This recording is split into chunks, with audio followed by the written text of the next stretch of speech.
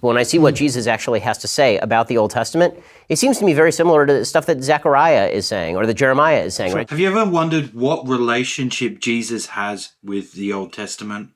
Like, in some places, Jesus states that he fulfills the Old Testament. Yet in other places, like on the Sabbath, he seemingly breaks the Old Testament law. Now, this actually became really important for me while I was in Israel.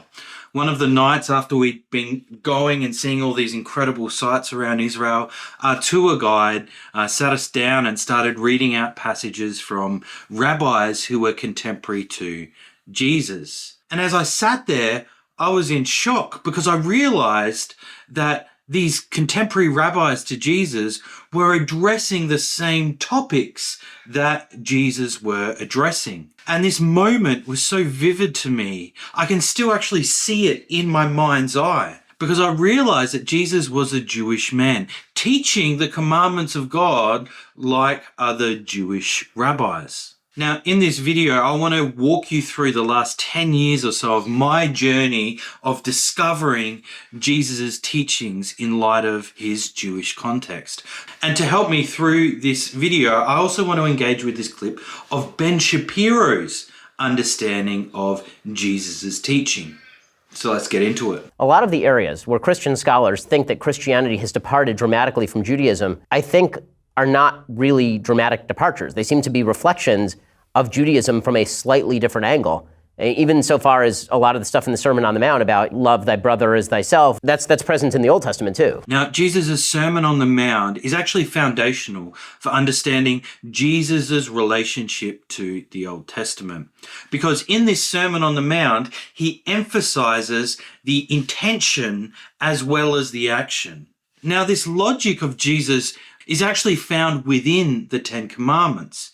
You see, the 10th commandment says, do not covet. That is, the 10th commandment is an intention. Indeed, this commandment to not covet actually lies behind the 7th and 8th commandments. You see, if you don't covet your neighbor's wife, you're not going to commit adultery.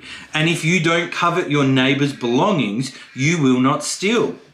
So what Jesus is doing in the Sermon on the Mount is essentially taking this logic that is already there in the Ten Commandments and he's applying it to every commandment. Now, this was the big first sort of revelation I have of Jesus' teaching. He's not trying to abolish the law. No, he's actually trying to bring the fullest expression and interpretation of the law. Now, you might be thinking, yeah, but the 4th commandment is to keep the Sabbath.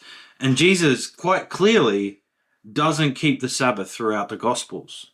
Well, let's see what Ben has to say about this. When I see what Jesus actually has to say about the Old Testament, it seems to me very similar to the stuff that Zechariah is saying or that Jeremiah is saying. Sure. Right? Jeremiah says that the sacrifices themselves are basically of no use unless there's actual meaning behind the sacrifices. God wasn't there because he likes the barbecue, right? It actually has to have some meaning. And when Jesus comes along and he says, you're focusing in on all the details of the Sabbath without actually recognizing the rationale for the Sabbath, even to make a point, exaggerates it beyond the scope of what Jewish law would permit. So for example, when he says, you're gonna leave a guy to die in a ditch on the Sabbath, that's against Jewish law. You can't do that. You have to violate the Sabbath in order to save a life. This is like basic black letter Jewish law. Now, Jesus does 2 different things on the Sabbath. He heals people, and then his disciples pluck grain while they're walking through a field. Now, for Jesus' healings, the logic is quite clear. You must save a life on the Sabbath. This is what Ben notes. Now, for the plucking of grain, it's a little bit more complex because there's actually a 3-tiered logic behind Jesus' thinking. Now, the first tier is that the priests work on the Sabbath. They bring the showbread into the temple, and this shows us that the temple duties take precedence over the Sabbath. Now, the second tier is that in this story, Jesus notes that David's hunger took precedence over the temple. So therefore, if the temple takes precedence over the Sabbath and David's hunger takes precedence over the temple, this indicates that the hunger of the Davidic king, Jesus, takes precedence over the Sabbath. So Jesus actually does break the Sabbath, but he breaks it in an acceptable way in order to preserve life. Now, this shows us that understanding Jesus's teachings are actually central to understanding his mission and ministry. Now, misunderstanding Jesus' teachings can lead to misguided statements, like when the Young Turks state this.